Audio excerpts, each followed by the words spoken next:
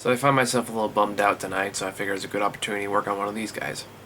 In my last video I talked very generally about anger, so I'm going to try to be more specific with this video. So in that video, Writer's Block, who's actually a friend of mine, left me this comment. Usually I bury/absorb my anger until it comes out in a burst. Not the healthiest way I know, but I hate hurting people, so I turn my rage on myself. All the voices in my head tell me I suck through and through, and sooner or later I do something to prove them right. Even when I start to feel good about myself, something happens or I fuck up, then they come rushing back to say, "So, what you do now, dipshit? Told you you'd fuck up somehow and we were right, weren't we? Yep. Loser." This got me thinking about self-loathing, and how quickly I realized how tricky of a topic it is to talk about. Mostly because I have that exact same voice in my head. I know it may shock a lot of people, but generally I do have issues with self-loathing. I do hate myself quite a bit. Some days more than others, but it is there. I try not to, and I've gotten better at it, but it still pops up from time to time and can be very self-destructive. To put that into context, when you do what I do for an extended period of time, you inevitably get all kinds of criticism from various different people. People don't like my work, or say I'm a piece of shit, or don't like me, and say I'm garbage, or they don't like this, or they don't like that I should be doing more of this and less of that, or I should be doing better at this, and this, etc., etc. Really, this can be applied to really any work that I've ever done, period. There's always that criticism there, and I'm not saying criticism by itself is a bad thing. What a horrible hypocrite would I be if I said that. But when I first get that criticism, even if it's constructive and helpful, I don't even really get... My initial reaction isn't to be logical or even defensive, although I admit I get that way a lot too. It's much more along the lines of just get that damn voice in my head that just goes, "You know what, they're right, you're a terrible person, you're worthless, you're garbage, you're weak and pathetic, you're a loser, you're nothing, and you should disappear like nothing, just quit because you'll never get any better and you'll always be worthless." I really hate that voice. It's an involuntary reaction, like a nerve. I can't stop it. Many ways don't want to. I can't explain it really why. I don't know where it came from. I don't know what happened. I don't know why it's there. I don't know what purpose it serves. I guess you can say it's for humility, but it's like too much of it. It's like the negative aspect of it. I don't know. I think most people have that voice in their head to some extent. It's more prevalent in some people than it is others. Some people can just straight up ignore it. Admirable. But I think it's there all the same.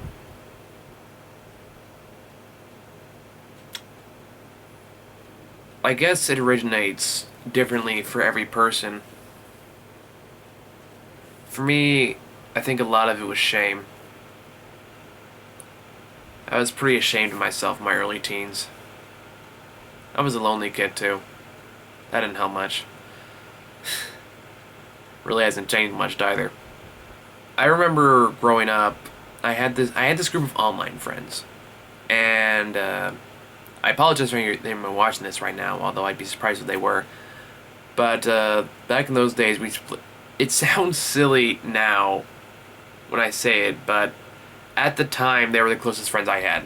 It sounds kind of silly because they were online buddies, but you know, you still get to develop those connections, and that's at the time was one of the few ones I had with people. I wasn't a very social kid growing up. We used to play online for hours. I remember we just had these conversations. Again, we just got to know each other really well, and just got really had these personal connections for years. And then somewhere down the line, I don't really remember when it happened or why it happened, but somewhere down the line there was like a shift in their attitude towards me. And it was strange, and they all kind of started picking on me more. Like, it started out kind of innocent, and then it just kind of got just meaner and meaner as time went on, and I put up with it. I put up with a lot of it because, I don't know, I guess I just thought that's what friends did. Like, they just put up with that shit. But the problem is they started to, like, say these things to me so many times that eventually I started to believe it. And I think that's where a lot of my initial self-loathing issues came in. Granted, there's probably some other stuff too that I can't think of at the moment. Fuck, if I want to know that, I guess I'll have to go see a shrink. But then somewhere along the line, this one guy, I'm never going to forget this person, who basically kind of snuck his way into the group and basically made a point to bully and harass me for the longest time. Like, he would go out of his way to make me feel miserable, and everyone laughed along with it. I laughed along with it because, again, I was too dumb. No, not dumb. That was not the right word. I was too...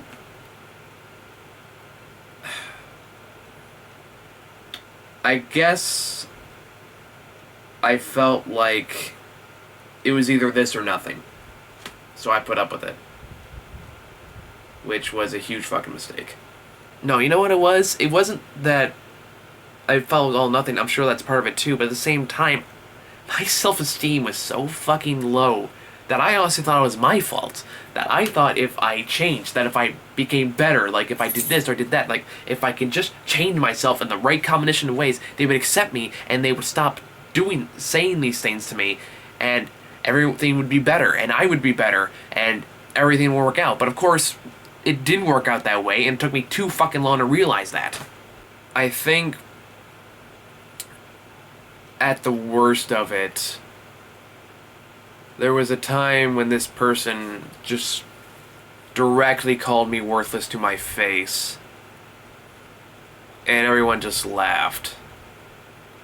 Including someone I knew in real life who I'd known for a long time.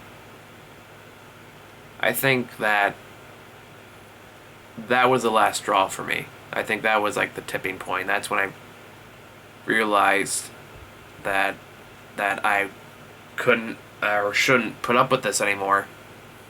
And I didn't do it then. I took my time with it, but eventually I separated myself from that group altogether, realizing that I don't need this crap.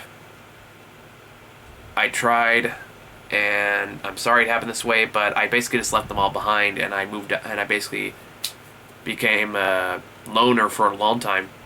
That was actually a big moment for me. Except for one person. One person in this group stood by me. And he was the only one that treated me with respect, who understood the crap that was going on and actually tried to help me through it. And I owe this man a great deal because he got me through some serious shit. And if you're watching this right now, thank you again for that, because I've already told you this, I think, but that did mean a lot to me, and it helped me through a hard time in my life.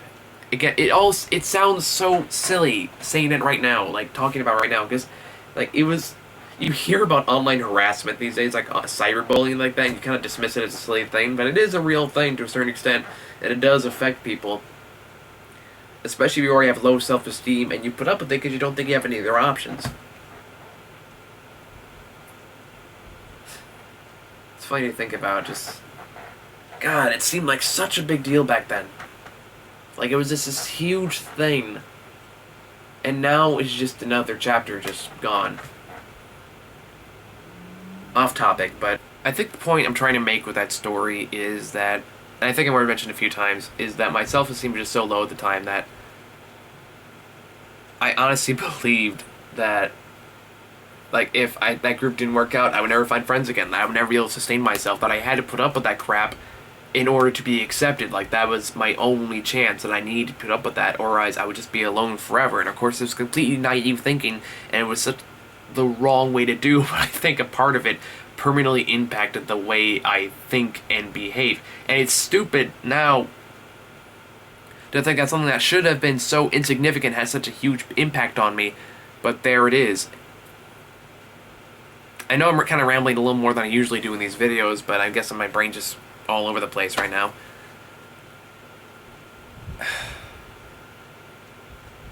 I guess that's just life. I think I just carry a lot of that with me. Like, a part of it never left. That little kid in me that just feels lost, lonely, and needs to be accepted by somebody, anybody. It's still there, and I think that's where a lot of my self-loathing comes from, is that feeling of worthlessness and shame. That somehow I'm not worthy of it. I don't know if that makes any sense. I'm kind of just rambling at this point. See, the thing about self-loathing, and what I strictly talk about, at least through my own experience, is that a person who has a lot of self-esteem problems has probably heard every little speech that you can throw at them to try to convince them that they're decent people. They'll just flat out reject it. I know I've done it. I know people who just have such a horrible image of themselves, hence the name self-loathing, that it's like trying to convince someone of the impossible, basically. Because people, I'm going to include myself in this category, are so convinced of their worthlessness that any kind words you can throw at people will be met by, at best, utter surprise, and at worst, just complete rejection and seclusion.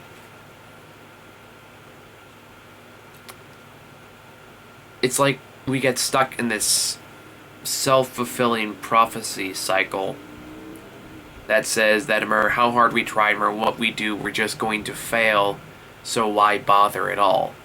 And it's the worst kind of cycle to get stuck in, because that voice, that fucking little voice, just diminishes all your victories and your accomplishments and just replace them with just this horrible venom that just spreads like a virus.